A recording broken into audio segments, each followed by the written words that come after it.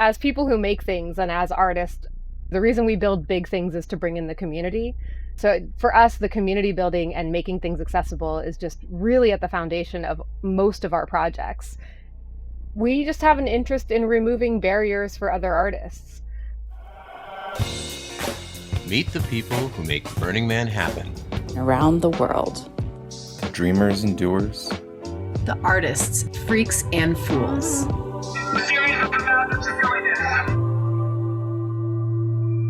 Burning Man Live.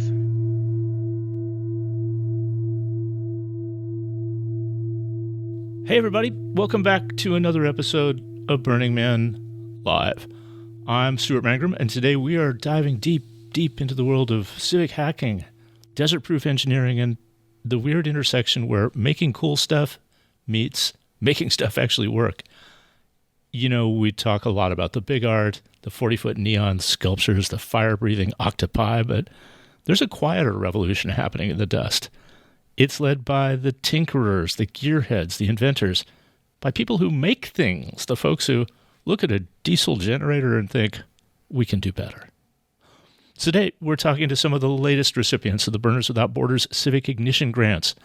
These are micro grants, little sparks that fire up the next level of open source technology for all of our community and for all the world. First up, I'm going to talk with Colin, Jemmott, and MJ Brovold from Glasshouse Arts and YOUtopia, the San Diego regional. They built a light source that is solar-powered, environmentally friendly, and perhaps most importantly, strong enough to use as a bike ramp. It is a low-maintenance way to light up art in the deep playa. And they're open sourcing the design so that any artist, whether they have a CNC plasma cutter or just a workbench in their kitchen, can shed some light on their own creations.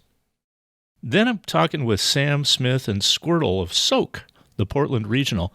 They're developing a deployable solar shade pavilion that looks like a piece of high-tech origami.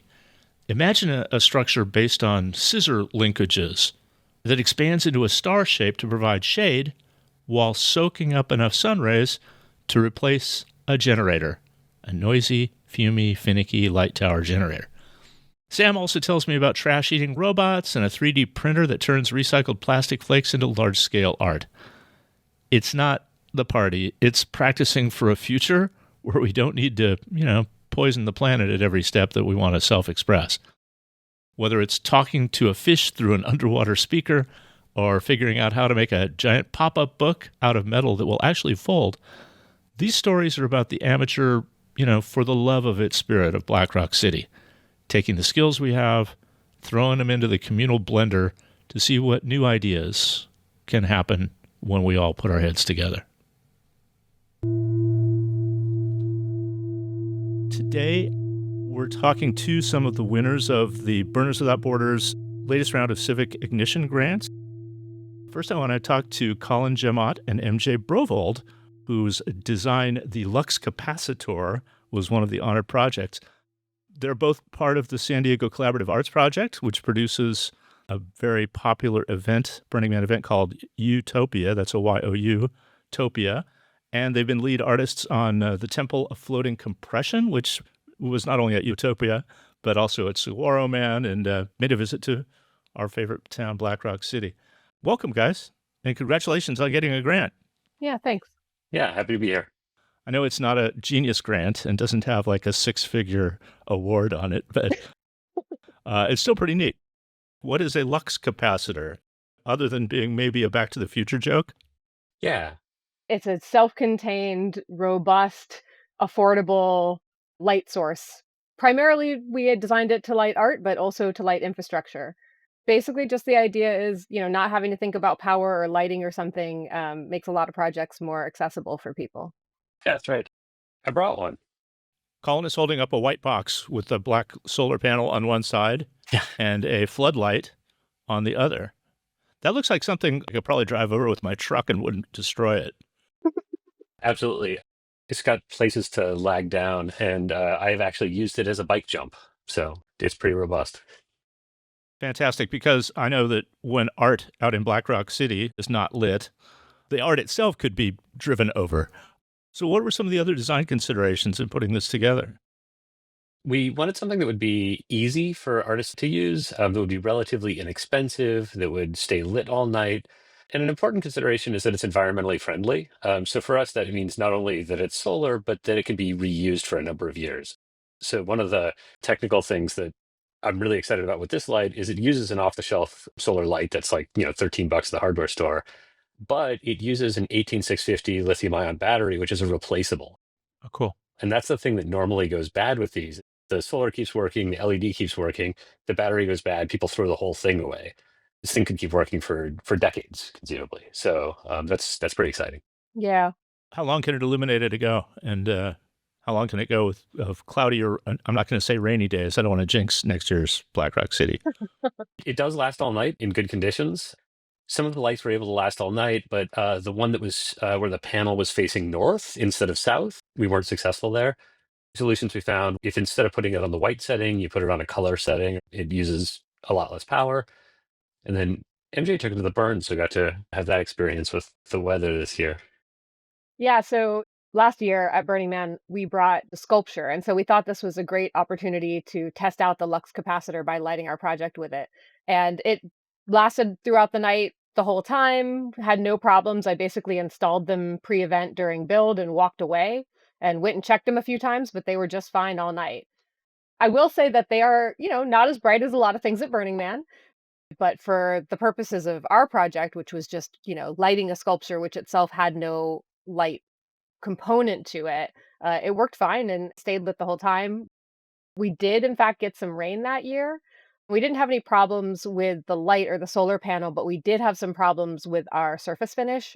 So we're exploring different ways to do the paint on them because it turns out the combination of playa and water caused some flaking on our paint, which obviously is not what you want with having to clean up moop. Yeah, there's a whole new branch of materials science, I think, to be explored in the damage that the desert environment can do to equipment. It's impressive. It's an ongoing experiment, right? Yep. So where did this idea come from? As people who make things and as artists, the reason we build big things is to bring in the community. So for us, the community building and making things accessible is just really at the foundation of most of our projects.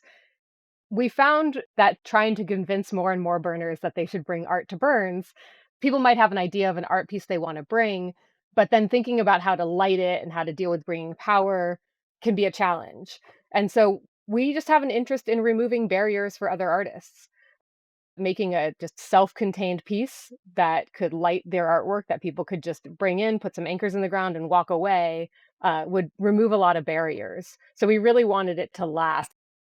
When we had a previous installation that involved an array of solar panels that we had built a structure for, this first time we went out to check it at night, Colin went out and there was a burner just tying his shoe with his foot right in the middle of the solar panel. And we were like, all right, people are tough on art here. So we wanted it to be something you could ride your bike over. We wanted it to be something you could stand on. And we wanted it to be something that anyone could use, whether they knew anything about power or lighting at all.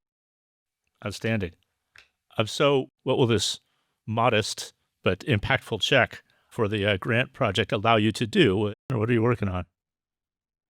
The exciting thing about the grant is visibility, being able to share this design, and also the accountability, frankly, to follow through with the open sourcing. It's really easy to have stuff like this. You come up with an idea, you get it most of the way there, and you don't spend the extra time really going through and working out the details and pushing to share it. So if you go to luxcapacitor.art, you can see the current design state. We're looking for some contributors on the alpha, that first pass. We're designing a couple of different versions. So it'll be parametric, meaning you can design it for your own light source if you want to pick a different off-the-shelf component.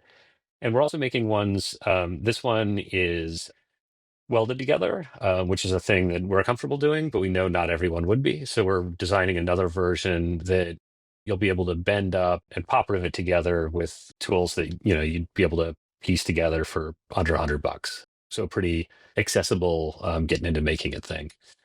Nice. There's a few different pieces that the grant allows. I totally agree with Colin that getting people to have eyes on the project so that they can use it if it's useful to them are the biggest things. We're going to do prototyping of a couple of different versions of it with a couple of different materials, trying different methodologies, like maybe using send, cut, send if someone doesn't really have the ability to cut the material itself. And then also, we want to kind of pass it on in the form of a few micro grants where people who could use these lights will just supply them for them. We're sort of dividing it up in a few different ways. Did you say send, cut, send? Yes, That would be outsourcing the laser cutting of the material or what? correct. Okay, So we have a CNC plasma cutter, and that's what we're using to make the lux capacitors. I see. But we'd like these to be accessible to people who have a shop like us where we can weld and plasma cut comfortably, but we also want them to be accessible to people who, are building on a workbench in their living room or whatever. Well, I am learning so much today. But what I want to learn more about is you mentioned the community. How did you make your way into this crazy community and what made you stick around? Let's start with you, MJ. Huh. Well, lots of things. I eventually got to the point where the majority of my friends were burners, so I thought I should just make it out to Black Rock City. But definitely one of the tipping points also was experiencing a high desert test sites event. I don't know if you're familiar with this, Stuart. No. Out in the Joshua Tree area, there's an arts collective called the High Desert Test Sites, and they have some recurring events that are kind of similar in feel in that it's kind of dispersed art in the desert. And West Coast art, desert art kind of has it's sort of Burning Man-ish. And I experienced that when I first moved out to California about 20 years ago. And we just thought it was great and kind of looked for similar things. And that led me to Burning Man. As far as why I stayed, I don't know. I used to run a business running a summer camp, like an arts summer camp, and I left it to move out to California for graduate school. And I think I've always been trying to get back to an arts summer camp. And that's kind of what Burning Man and the Burning Man community is to me. Well put. How about you, Colin? I'd heard about Burning Man a long time ago. I, was going to some raves in the late 90s, early 2000s. And then I moved East Coast for grad school and the combination of the academic calendar and stuff. I just didn't think about it for a long time.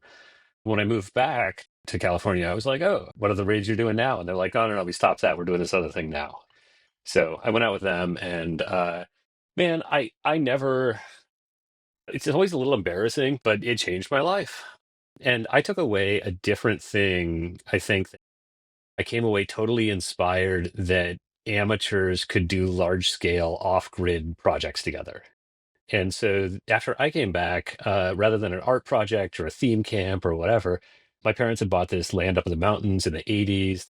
And I thought, oh, I could just like get some library books from the 70s about how to build cabins, get some supplies, a trailer, a bunch of friends, and we could just build a cabin. And it's still up there. It's, an oversized shack, but I learned about generators and feeding people and community and how working together really does that stuff. And then it just sort of escalated over time. And I've taken a break. I took a 5-year break from the actual big burn, but I don't know, just keep going back and really enjoying it. And so there's a nonprofit behind YOUtopia and also behind the Makerspace. Is that true? Tell me a little bit about the San Diego Collaborative Arts Project. The San Diego Collaborative Arts Project, or SDCAP, is the nonprofit in the San Diego area. YOUtopia, YOUtopia, is our regional that is, run by SDCAP and also provides a good portion of the fundraising for SDCAP. SDCAP also runs a co-working or a makerspace called Collab. And Collab does have a separate board, but there's it's sort of an event space and a open maker space. And then the California Center for the Arts in Escondido, which is not burner related. However, their new director comes from Reno and is very familiar with burner art and has had an interest in incorporating burners more in the California Center for the Arts. So we actually installed for a couple of months the piece that we had brought to Burning Man in 2024. So that's not a Burning Man related organization, but an organization that newly is very interested in collaborating with burners. Yeah, it really does seem like you're at the heart of a growing sort of art nexus in the Southwest. If you're going out to Saguaro Man in Arizona, I understand you've installed at the Bombay Beach Biennale. There's an increasing number of places to bring weird collaborative art and have weirdos enjoy it, right? Absolutely. It's great. Yeah, I think the San Diego community's been doing this for a long time and has actually grown. And then it's in a really good space right now. It feels really exciting. We're getting a lot of new leadership in. There's a lot of energy around our new, much larger build space, the collab. And then MJ and I run Glasshouse Arts, which is about a half hour north. And it's another build space art group that's loosely affiliated. So that's our home shop. Collab, by the way, is an awesome name. I want to pat whoever came up with that on the back a few times. Yeah. So I was looking through the photos from last year's YOUtopia, and I got to say, I was really knocked out by the kiosk. Yeah. Yeah, thanks. It tickled my prankster funny bone. It reminded me of some of the things we used to do very long ago at Burning Man. Yeah, kiosk is great. It's another example of things sort of spreading out in the world. It is currently installed at an undisclosed location in a sort of artsy neighborhood in San Diego. The reason it's undisclosed is because it's installed in an empty lot that was getting a lot of trash. And this is actually how we came up with the idea. Colin and I thought if we could do something to make it look a little more like a park and a little less like an empty lot, then the people who come and park there to go hiking nearby might treat it better. So we made kiosk and just put it up there. Okay, let's describe the piece. It looks startlingly like a national forest sign. But the notices on it, if you get up close to it, are not your typical, look out for ticks carrying Lyme disease. They're a little more surreal. Yeah. It's really that sense of magical realism. You walk up to it and it slowly occurs to you what's going on. Yeah. I'm looking through some of the flyers that were on this one. Report all unclothed animals. Yeah, that was a bit of a joke. Sharing our trails with self-driving bikes. Yeah, you got to watch out for them. And leave no trace, why even try? Which is a very existential, nature's cosmic joke. I got to read this. Actually, I'm going to print this out and probably take it with me. Because, in the long run, is it even possible to leave no trace? One of the things I loved about the creative writing project of it is it let a bunch of people create Burning Man art who don't think of themselves as makers. Mm-hmm. Creative writing, we were able to take folks who were international or not able to come or just don't do power tools and have them participate in this thing in a really fun way. Yeah, thanks for mentioning that, Colin. And it kind of reminds me of sort of related to Lux Capacitor. I sometimes do workshops and things on encouraging people to bring art to Burns. Mm-hmm. And one of the things I like to encourage is art that's really modular.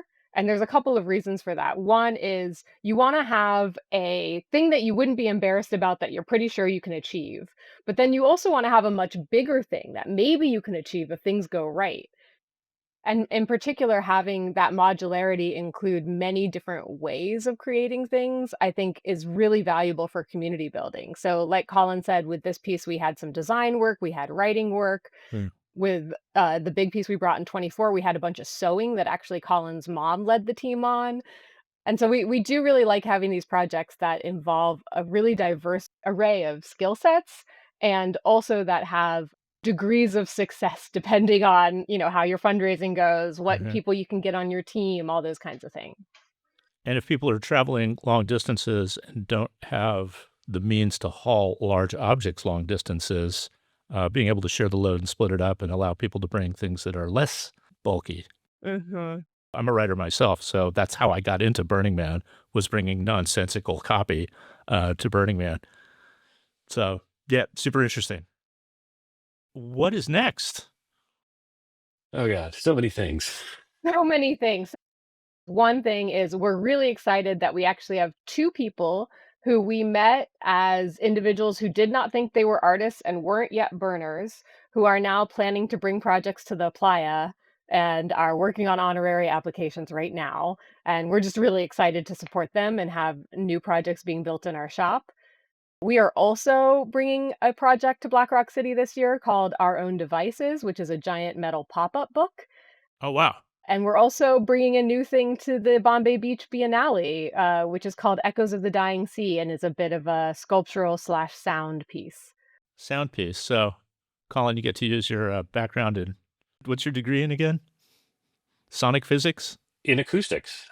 Okay. And this one's directly relevant because it actually involves underwater sound. So Oh, wow. You'll talk to the fish, a large faceted steel fish.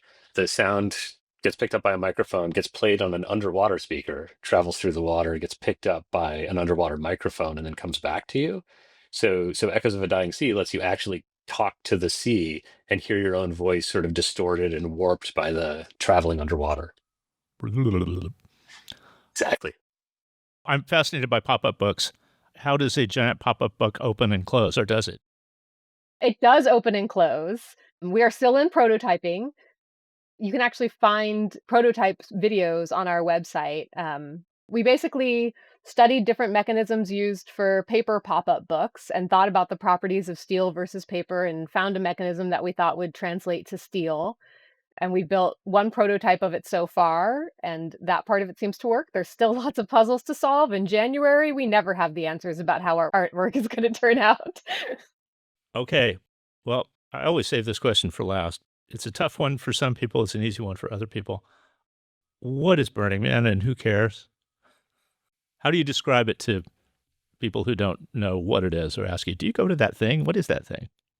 And why? The best thing to think about it is as a city. It's a city that has kind of a unique culture, but lots of cities have unique cultures. And so usually I just say it's a city and we have 10 principles that are kind of a guiding light describing our culture. And I'll usually just mention one or two of them because nobody wants to sit through the list unless they're already a burner. And even then, they probably don't. That's deep. Colin? The joke is, how do you know someone goes to Burning Man? Don't worry, they'll tell you in the first 30 seconds, right? So you sort of can't shut up about it. My go-to glib answer when people ask questions about it is to say, like, all the rumors are true. Everything you've ever heard about the event is probably true. But that's actually not the point. And the point depends on what you want out of it. And there's a lot of different options.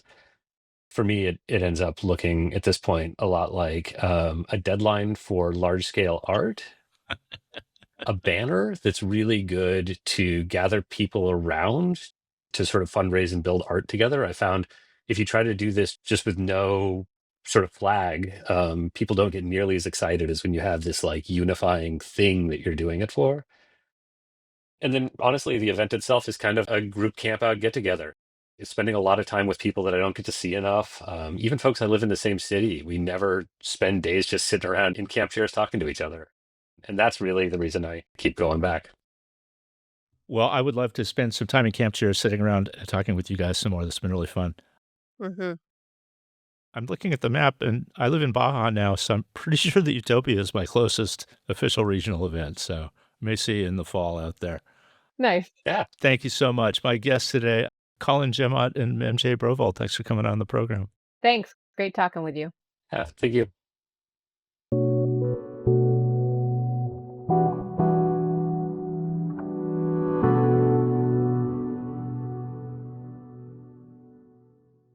All right. This is still Burning Man Live. I'm still Stuart Mangrum, and I am still talking with winners of the recent Burners Without Borders Civic Ignition Grant Program. Now, right in this moment, I am speaking with Sam Smith and Squirtle about the Starshade technology. Welcome, guys, and congratulations on winning a grant. It's not like a MacArthur grant, but still pretty cool. Let's start by telling us about Starshade. What is it? Starshade is a deployable solar shade pavilion that we are intending to set up at SOAK 2026, the Oregon Regional, Right. in hopes of replacing one of the two generators that provide power to the main field, just sort of as a prototype pilot project to see if we can just cut out that one, then ideally scale it. So that sounds maybe ambitious or maybe not, depending on how big those generators are that you're replacing. Indeed.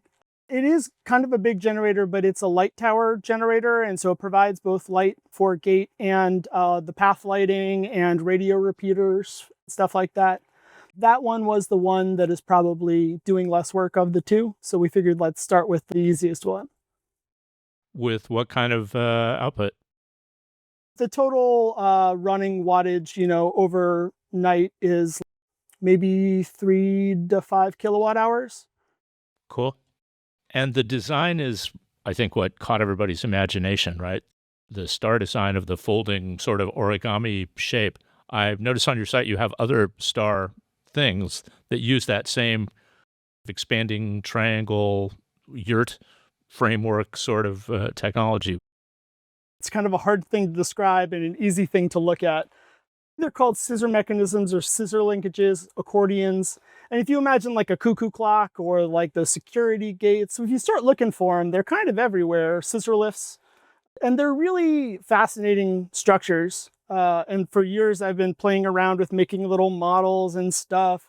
And if you offset the pivots, you'll get different geometries. And so it's just a very fascinating and interesting thing. And it also makes the possibility of like a pop-up deployment where the structure can be like fully assembled and then have a folded configuration and an unfolded configuration.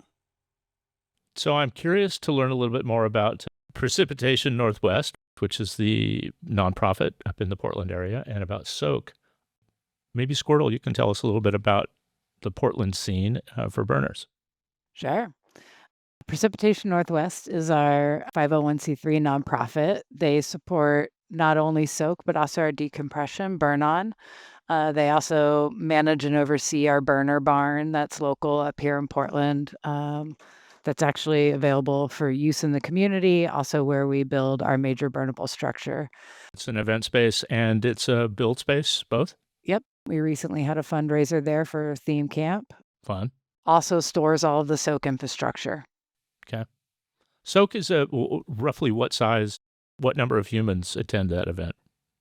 Last year, about 2,600 people. Cool. Been going for 20 years, so long-standing regional. And was the Starshade technology prototyped at Soak or in Black Rock City or both? It's going to be prototyped hopefully at Soak 2026. It happens in May. I'm currently down in Southern California at a place called Mars College, which has I've heard of the Martians, yes. Yeah. And it's a very Burning Man-like environment. So currently I'm out here and I'm about to build the prototype of the newest version. I built a prototype here last year and it did great in, 40-mile-an-hour sustained winds. 2022 and 2023 at Soak, I built a shade pavilion that was solar powered. It had 2,400-watt solar panels on the roof and about 10 kilowatt hours of storage, and it was able to get all of the power that it needed to run its projectors all night from the power that it got all day. So it was 100% solar powered 2 years in a row. And so, yeah, when Squirtle found this grant and sort of reached out to me to see if I had any ideas about solar things we could do for Soak, and I was like, well, boy, do I ever. Well, what is this grant going to allow you to do? What are your goals for the next phase of this? So it's a first test to see how that does in replacing this one generator, and then ideally, seeing it scale. I was really inspired by just things that I've seen. I've been going to Burning Man since 2007, and just the way that ideas travel through the community, like the Evapotron or the Hexayurt or Plyachek. Where people have these ideas that they come up with to solve the same problems that we're all facing. And then other people see the utility of that and they independently replicate it and it sort of evolves. And that's what I'd really like to see. But of course, first we have to make sure we're to show people that it's cool before we expect anyone else to build one. But the goal for this is to open source it and make it available to the whole burner community, right? Oh, yeah, definitely. So I understand that Precipitation Northwest kicked in and matched this grant. How did that come about? Yeah, well, when I saw the grant and had a brainstorming session with Sam, a piece that I'm really hopeful for is that this actually starts a foundation for sustainability conversations and longevity in the production infrastructure. So as the producer of Soak, I have regular collaboration and coordination with the board. And I said, hey, we're going to apply for this. Are you willing to do a match? And I will say, while they matched it, they actually matched in a half. Yeah. Our budget was that we presented was $3,000. We got a $1,000 grant. They matched and they continued their commitment to a $1,500 contribution so that we can see this through. And they're also committed to thinking about how do we bring sustainability conversations, learnings to the Soak community. Tell me just a little bit more about Soak. Sadly, I've not been to enough regional events. What is unique or particularly intriguing about Soak to you? Well, as a 10-year person on the leadership team, I mean, one, we have a beautiful place of land that we're able in Eastern Oregon to use. We're very lucky. We have a collaborative and longstanding relationship with the landowner. And I think up here in Portland, the 20-year history of Soak, we have a lot of longstanding cultural burner community. We have a weekly meetup. We have a lot of co-creation that happens. We have a lot of history together. And I'm proud of the infrastructure and production work that Soak has done. I think we were recently at BAM for the regional conference, and it was really cool to hear how other regionals are navigating the current landscape, volunteerism, ticket sales, all of the kind of issues and beauty and creation and dreams that make a regional happen. And I'm really proud of the Soak leadership team and Precipitation Northwest for a lot of the work that we've done to write down what we do so that we can share it with others. Nice. So, Sam, you're an inventor, you're a tinkerer. I got to ask you about trash eating robots. What's that all about? Well, a lot of this stuff started when I got into precious plastic, which is sort of a global open source small scale plastic recycling movement. It was started by a guy in the Netherlands, and he put the plans online and people started independently replicating and improving them. Out of that, I built the shredder, and then I eventually ended up designing a 3D printer that I call the trash printer that prints direct. Okay, wait a minute. Slow down. What did the shredder do? The shredder shreds up recycled plastic. Okay. And I use their open source design for that. And then once you have the shredded plastic, the question is how do you recycle it? And so I ended up designing and building a 3D printer that prints directly from the shredded plastic flakes and sort of skips the filament step. Nice. And it makes things that are not as detailed, but are large and strong and can use polypropylene and polyethylene, which are the most common used like household plastics and just really incredibly versatile. That sort of started this whole thing of being interested in, okay, like now I've got these recycling machines and I can recycle plastic. And then you need energy to do that. And so I had this big idea of a structure that would be able to take in trash and biomass and recycle the plastic and turn the biomass into biochar and generate energy to run itself. And it turns out I learned that I need solar and I need a structure. I see. So this is sort of the container that will finally contain all of these little things that I've been experimenting with for years. Makes me wistful for a Playa Zamboni project. So we've been talking about a Playa Zamboni at Mars. It seems like, yeah, it's just an inevitable idea. It's within reach. I know it is. So tell me about how you guys ended up in the Burning Man world. Squirtle, what was your point of entry and why did you keep going? Oh, awesome. My first burn was my honeymoon. I've never heard that before. Yeah. Showed up with my husband, who's been going to the burn since, I think his first was in 1999. And I, as not an artist myself, or some people say we're all artists, what I really loved is that I was able to tap into a community and share my gifts in the way that my gifts show up in the world. And that just because I don't know all of what Sam always is talking about, I understand the vision. And then my skill set and my gift is to help write that down, help make it happen. So I kind of found my way. I'm a licensed social worker in the real world.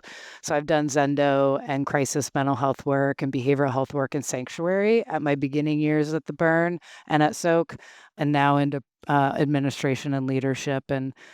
And like the co-creation that we have through the year and in the event really is what I fell in love with. And of course, the art and the music and the friends and the community. I mean, it really fills my soul. So that was my entry point and my why. Thank you. And Sam, your turn. I got introduced to Burning Man in 2007. I believe it was Green Man. Yes. And my first day at Burning Man was both the night of a total lunar eclipse and the night that the man got set on fire early. Yes. I had gone around just like seeing the esplanade and then cut across past the man at like, I don't know, 2 or 3 a.m. I was just trying to get back to my camp and saw the guy run off of it and people were yelling. And so that was my first day at Burning Man. And that was like a peak experience. I went for many years in a row and worked on friends' art.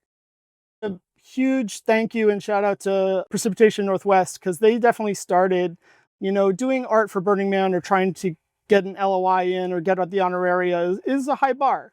And so starting out at the regionals, it started out with a $500 grant for the first version of this back in 2016.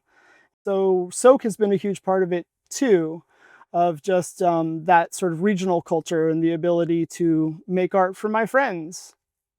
So thinking beyond Starshade, what are you working on? What's next? Well, I would love to see one of these structures at Burning Man. I mean, obviously, I'd love to see a bunch of them everywhere, but it'll be really interesting. Like, I've been following what Burners Without Borders has been doing for many years and really appreciate, because Burning Man is a great party, but people get a lot more out of it than that from the experience, from the culture and all of that. But I love the application to sort of real world disaster response and mutual aid. Some people say it's an intentional refugee camp. Yeah, there you go. Exactly that. And it's, it is practice. And I mean, the last 3 hottest years on record have happened in the last 3 years. Let's put it that way. And now we're in another war for oil. And I think developing these things, all of us, figuring out how to not burn fossil fuels and meet our needs, have it be abundant. Sunshine is so, so incredibly abundant. And it's never been as good or as cheap as it is right now. I hear you, and I think that's an absolutely noble pursuit. But why Burning Man? I just got to know. How do you explain your involvement with Burning Man to those people in your friends, extended family, whatever, who just scratch their heads? What do you tell them? For me, the intensity of experience and I call it sort of like social surface area. At Soak or Burning Man, I can have the same amount of social interactions that I get in 3 to 6 months in Portland. That intensity, it makes you feel alive. You get to see other people's creativity. You get to show off yours if you want, or if you have some way you want to do that. I think it's inspiring because it hints at a different way of living. It's sort of like playing house in a world where, everyone has all of their needs met and no one has to work tomorrow. What would that be like?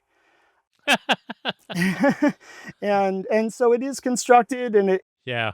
but I think a lot of people, it's opened their eyes both to just off-grid design and infrastructure and also just like different ways we could design our life generally. So that's what it is for me. I don't know about Squirrel. I was chuckling because I don't know that I usually go to Soak and have a world where I don't work tomorrow. Yeah, you have very different experiences. But that's the beauty, right? And in my day life, I mean, I talk to people about the Burning Man community. So for me, a lot of it is fostering that outside of just the event at Black Rock City or the event in May at Soak. And that's having people around me that have some shared values and ethos about how we want to show up in the world, and what's important to us. And, whether that's a couple of the principles that really come alive in our life or something we're inspired to do or a way we're inspired to change. I think Burning Man has really helped me be more authentically me in all facets of my life, family, friends, work, play. And I really love that about the community and the space. Beautiful. Anything else if you want to add for our listeners? You know what I really love? I've watched a lot of art happen. I've watched Sam do art. I've watched me do production. I will say what's been really fun about this grant application and collaboration is like merging the production world of Soak and the department and the infrastructure that we do and all of those pieces with the art, vision, and creativity. I'm just grateful that Sam's on this journey with me, and it's been a lot of fun. So thanks for having us because it's really fun to even hear us talk about it together and how different yet similar that is. And I definitely want to throw a thank you back at Squirtle. It's been so great. We definitely have complementary skill sets, which is to say that organization, logistics, and planning are not my strong suit. And Squirtle has really just sort of been that go-between between the board and making it happen, and it's been really great. I was saying these structures are kind of hard to describe, but really easy to look at. And so I made a interactive program that people can use to explore the Starshade structures. It will let you design all sorts of different scissor mechanism structures and play around with the parameters and fold and unfold them. And I think it's really cool. So if you want to check it out. Yeah. I will watch that in my yurt on Mars. Well, thank you both so much. My guests have been Sam Smith and Squirtle. Thanks, guys. Thank you. Thank you. All right, Vav, how do we do? How did you do? You shared stories of innovation, and now we're going to make it open source. Great. Thank you, Vav. Thank you.